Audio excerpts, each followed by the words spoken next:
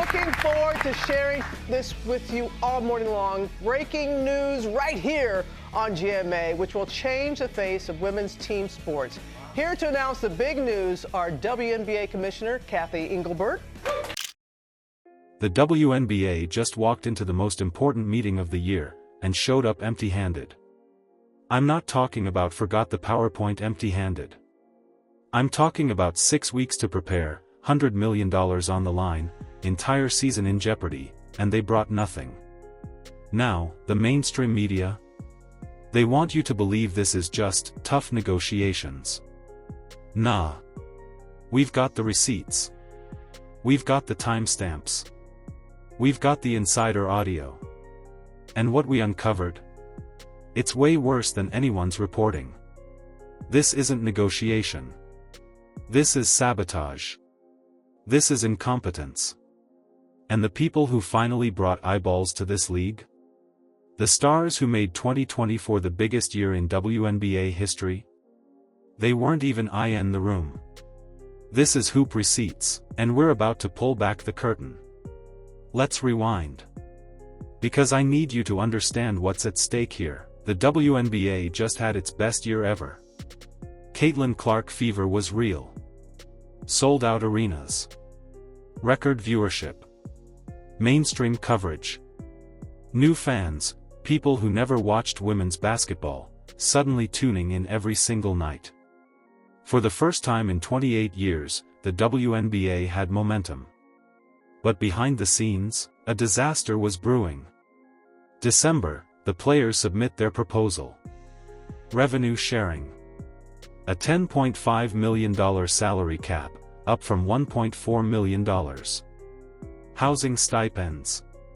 Better benefits. January, the league goes silent. 6 weeks. No counter. No response.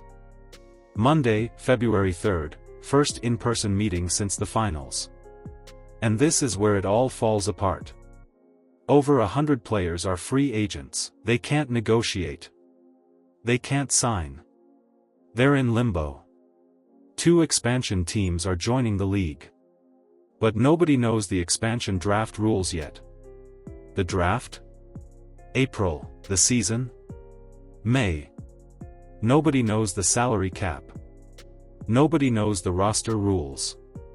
Nobody knows anything. So what happened at Monday's meeting? Let me show you the receipts. But what have you heard on the free agency front? Yeah, I think there's a lot of concern from a lot of league executives, sources I'll say, is that it's becoming clear that the season could be delayed. Did you catch that? The season could be delayed. The WNBA had 6 weeks to respond to the players' proposal. 6 weeks, and they showed up to a 3-hour meeting with nothing. But here's the kicker. Nneka Ogwumike said the league volunteered this information at the top of the meeting. They walked in and said, "Hey, just so you know, we didn't prepare a counter-proposal." Like they were proud of it.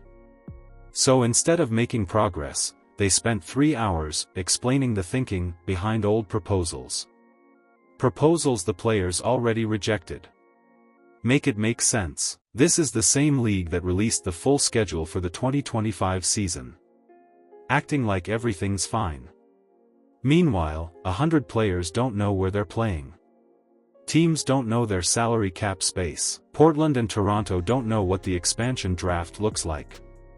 Commissioner Cathy Engelbert is out here talking about growth and record revenues. You know what's not exciting? Organizational malpractice. But then I found out who wasn't in that room. And that's when this whole thing went from incompetence to something way worse. Remember when I said the stars weren't in the room? Nafisa Collier. Brianna Stewart. 2 of the 3 most vocal players pushing for a transformational CBA deal. They missed the most important meeting of their professional lives. Why? Travel issues, flying from Miami. And what were they doing in Miami? There is a conflict of interest, And this is something that we have never seen in any other league. And let me spell this out. Nafisa Collier and Brianna Stewart own and play for Unrivaled. It's their league. Their business. It's a competing business. It pays players 6 figures for an 8-week season. It's positioning itself as the alternative to going overseas. You think LeBron James runs a rival basketball league while negotiating his CBA with the NBA? You think Steph Curry skips union meetings to go play in his own startup? It doesn't happen. And look, I get why players created Unrivaled. The WNBA salary structure is broken. But you can't sit at the negotiating table demanding the WNBA change its entire financial structure while you're actively building the thing that competes with it. Annie Costabile said it herself. Without saying it, they are saying Unrivaled. I got to be here for Unrivaled. The quiet part. Out loud. The WNBA allowed this to happen from day one. And now it's biting them. Because this conflict isn't just awkward. It's fracturing the entire union. we've heard from some players, they've been outspoken, like we're standing really firm, we're ready to strike. But then we've also heard a different tune from other players saying about the same, similar, like we're on the same page, but we want to play. It's been like more of a positive kind of spin. Have you heard of any, and we've also heard reports of like fractioning. Look, I'm gonna be real with you. The media keeps saying the players are unified. Nneka Ogwumike says there's no fracturing. Wrong. ESPN already reported strong debate within the executive committee. One faction is pushing to stand firm and pursue a strike. The other faction? They want to sign now and move on. Annie Costabile confirmed varying opinions, varying communication styles, varying beliefs. That's PR speak for, they're fighting behind closed doors. And honestly, I get it. Think about Natasha Cloud. She's 32 years old. This might be her last chance at a transformational CBA. Now think about CaitlinClark or Angel Reese. They're in their early 20s, they've got years to play. They can wait. So yeah, of course there's disagreement about whether to strike. But here's the problem. The fans are being gaslit. We're being told that strike authorization was unanimous. That the union is a brick wall. Meanwhile, whispers are leaking out. And you know who else is hearing these whispers? The WNBA. That's why they walked into Monday's meeting with no counter-proposal. They're betting on this fracture. They're betting that the players will crack first. This is negotiation 101. Whoever needs the deal more loses. But it's not just the CBA that's in chaos. The entire infrastructure. It's collapsing in real time. Stop. Listen to what she just said. The rules have not been shared with the league. The expansion draft, you know, the thing that's supposed to happen in a few weeks, nobody has the rules. Not the teams. Not the GMs. Not even Portland and Toronto, the expansion teams themselves. How do you announce 2 expansion franchises, charge them millions of dollars, and not tell anyone how the draft actually works? Here's why this matters. The CBA negotiations will determine whether core designation stays in the league. If it gets removed, which is what the players proposed, then the entire expansion draft structure changes.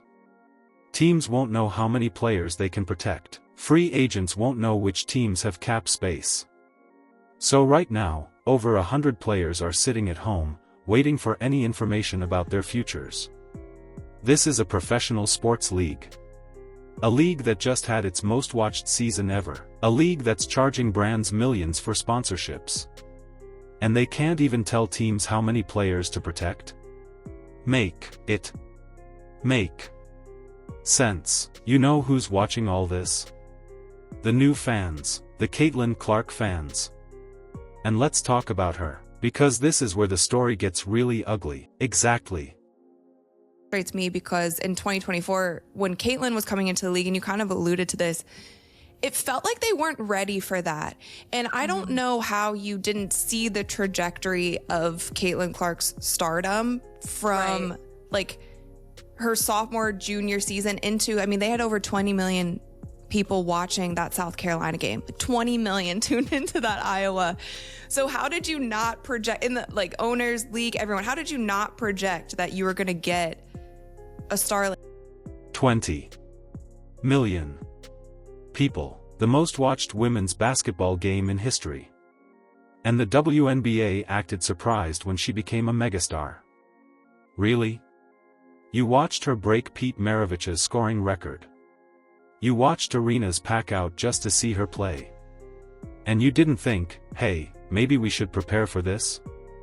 Annie Costabile said it best, there weren't enough business minds ready, leaders did not understand what was required to grow the league. Translation? The people running this league are incompetent. They didn't expand the schedule fast enough. They didn't upgrade arenas. They didn't prepare for the media demand. And now, when they finally have the star power, the viewership, the mainstream moment, they're blowing it. Caitlin Clark didn't create this mess. Angel Reese didn't create this mess. Paige Buchers didn't create this mess. They're walking into a league that's on fire. And instead of putting out the flames, the WNBA is pouring gasoline. This is what happens when you treat your league like a stepping stone instead of the destination. Caitlin Clark handed them the keys to mainstream relevance. And they're fumbling it. In real time. The league had 6 weeks, they showed up with nothing. The biggest stars missed the meeting for their own competing league. Players are fractured behind the scenes, nobody knows the expansion draft rules. And all of this is happening while the Caitlin Clark momentum is slipping away. Here's my prediction. The season will be delayed. Free agency is going to be a disaster. Teams are gonna panic. Players are gonna take less money. And by the time the WNBA finally figures this out, the casual fans will be gone. The hype will be dead, and we'll be right back to 2019 attendance numbers. The WNBA had a gift. Caitlin Clark brought cultural relevance. She brought the next generation of fans. And the league is fumbling it.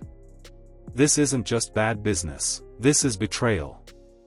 If you want the real coverage, not the sanitized ESPN version, you're in the right place. This is Hoop Receipts, and we're just getting started.